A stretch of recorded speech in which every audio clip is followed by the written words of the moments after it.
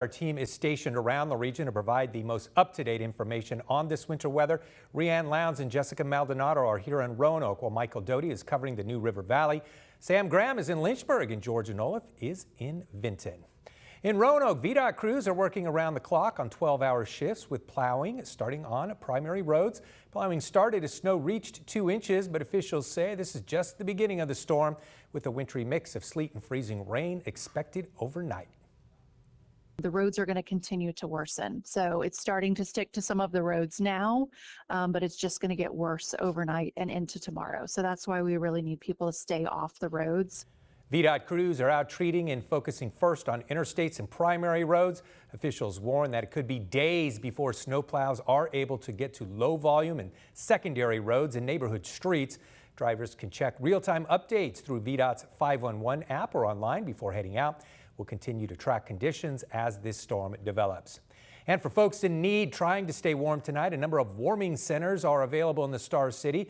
The least of these ministry has a warming bus located at 422 Luck Avenue, open until 6:30 tomorrow morning, while the Rescue Mission of Roanoke is open through 9 o'clock tomorrow morning. Also, the Roanoke Area Ministries House has a shelter open tomorrow from 9 a.m. to 4 p.m. on Campbell Avenue.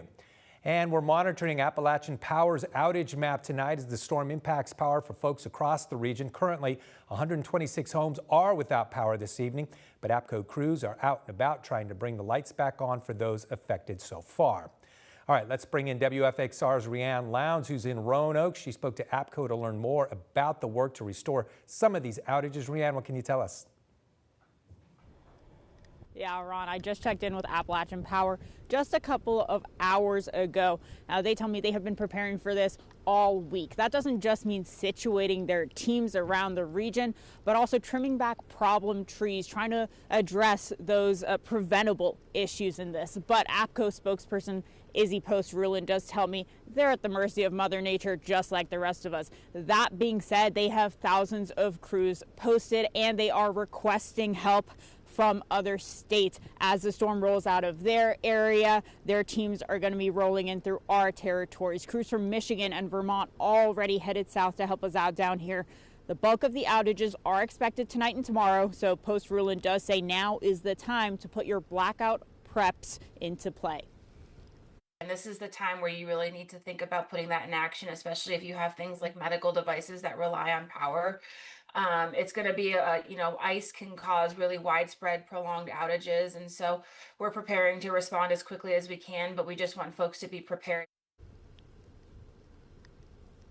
Also impacted by this weather, flights. There have been well over 4,000 flights canceled today across the United States. Here is a look at Roanoke-Blacksburg Regional Airport's arrivals board. You can see everything there canceled. The last flight to arrive here was just before 7 p.m. and tomorrow morning's departures also canceled. The airport is asking folks, if you are intending to fly, check with your airline for your flight status. That being said, they are saying that most of tomorrow's flights out of Roanoke-Blacksburg Regional Airport are canceled. Live in Roanoke County, Rianne Lowndes, WFXR News.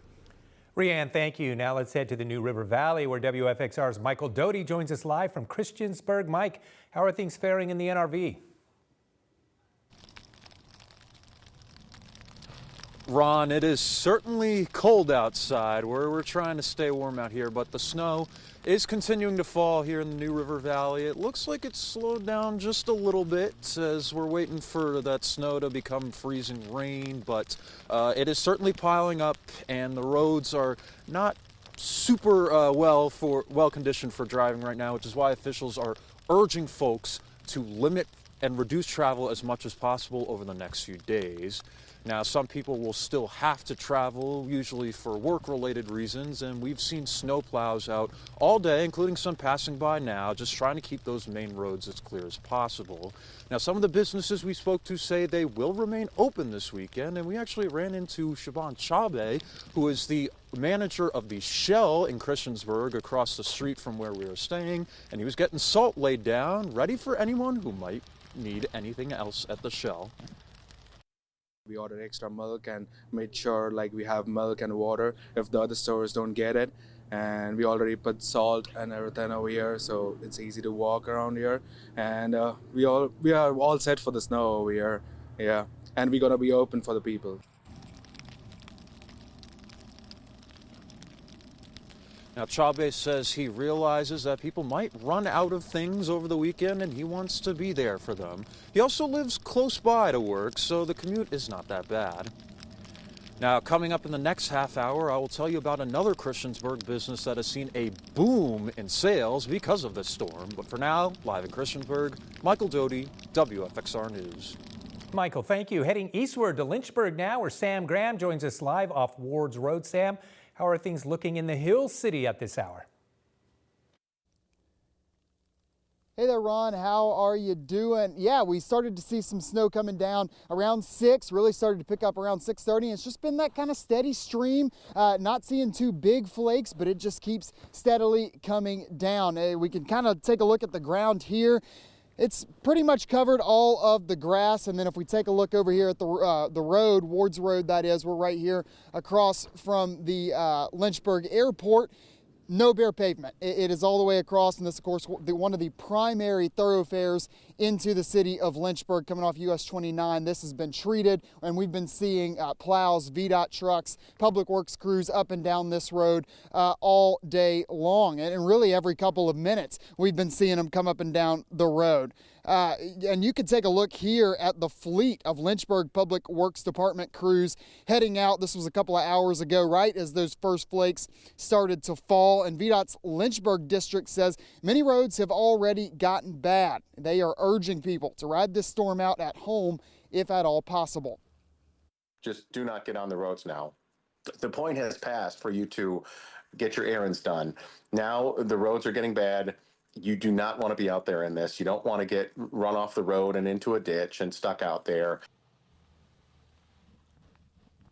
And Stevens told me that VDOT crews are working 12-hour shifts for this storm. He says it could be days, though, before folks start to see plows coming through their neighborhoods, as, of course, these main roads, interstates, have to take precedence.